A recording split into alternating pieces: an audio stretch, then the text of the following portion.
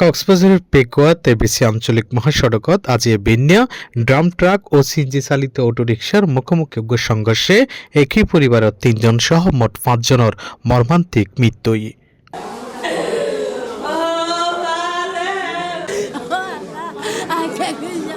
ওই পরিবারের আরো ২ শিশু আহত হয়ে বর্তমানে চিকিৎসাধীন আছে।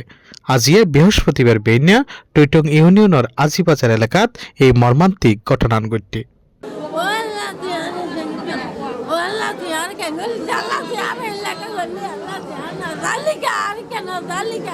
আমার মামা আপন মামা সকাল প্রায় ৮টার সময় বাড়ির মাঝে কল করে হত দেখি এখনো বাইনা গাড়ি সেডুনি আর আফাইও আসছিল আর বাড়ির মাঝে ওর একটা বোন শুধু ওর আছে শুধু তারা ভাই বোন দুজনেই আর বাড়িতে আসছিল ৮টা বাজে কল করে হত দেখি ডিলিং হতে আর আফা হত দেখি হতো ভাইয়া এই ব্যাপার আমার নাম বলে তুমি যে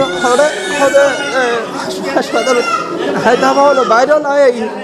তারপরে সাথে সাথে আবার হদ দেখে কল করে হদ এখন নাম বলে মারা গিয়ে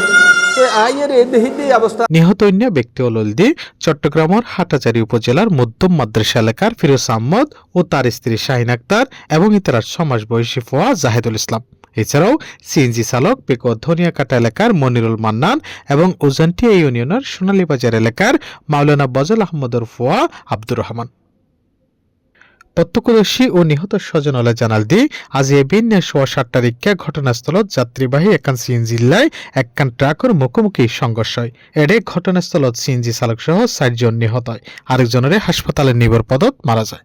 জিয়ান যাইবার মুখত একদম বুড়ে আরেক ব্যক্তি ফোন দিয়ে গিয়ে ঘটনাস্থলত যাই সাইড দি এই মানে মর্মান্তিক ঘটনা সিএনজি ভাঙিয়ে একদম ডেক্সির মতো গিয়ে ও একদম রাস্তার ফাঁসে কার ওয়াশ করে দেয় রাস্তার ফাঁসে গিয়ে ফাঁসে যাই ও বাসিন্দার সাইডেও মারে দিই।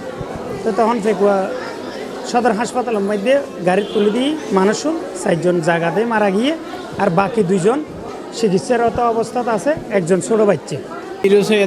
আনোয়ার কর্মচারী দীর্ঘদিন আর 10 বছর মতো চুরি গিয়ে বাড়ি ওর বাসও আর বাড়ির পাশে লই। তো গত হালিয়ে ও ছুটি লই মানে বাড়ির যাবে। তো ও সকাল 6:30 7 তারিখে বাড়িতে রওনা দিয়ে পেকুয়া হাজিপাড়া রিয়তা এনে গাড়ি অ্যাক্সিডেন্ট করছে আর কি।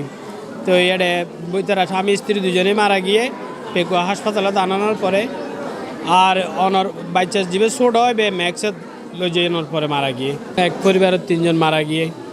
পেকুয়া থানার ভারপ্রাপ্ত কর্মকর্তা ওসি সিরাজুল মুস্তাফা হইয়ে ৫ জনের মরদেহ স্বজনলের হাতে হস্তান্তর করা হইয়ে ঘাতক ড্রাম ট্রাক ও সিএনজি জব্দ করা আছে।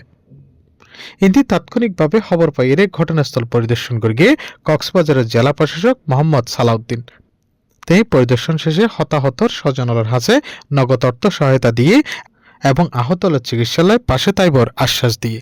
আপনারা জানেন যে আজকে সকালে একটি মর্মান্তিক দুর্ঘটনা ঘটেছে পেকুয়া উপজেলার টৈটং এলাকায় হাজিরবাজার এলাকায়। এখানে একটি ট্রাক একটি সিএনজিকে মুখোমুখি আঘাত করার পরে সেখানে তাৎক্ষণিকভাবে ৫ জন আমাদের নাগরিক ইন্তেকাল করেছেন।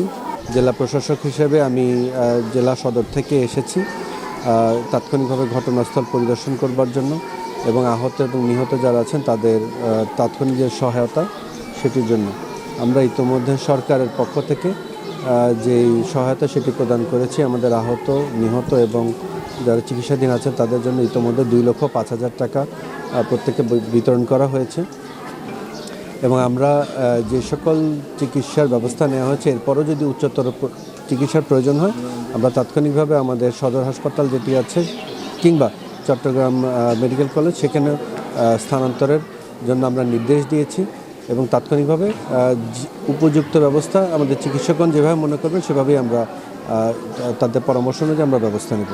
FM Suman, C+, Pekua, Cox's Bazar.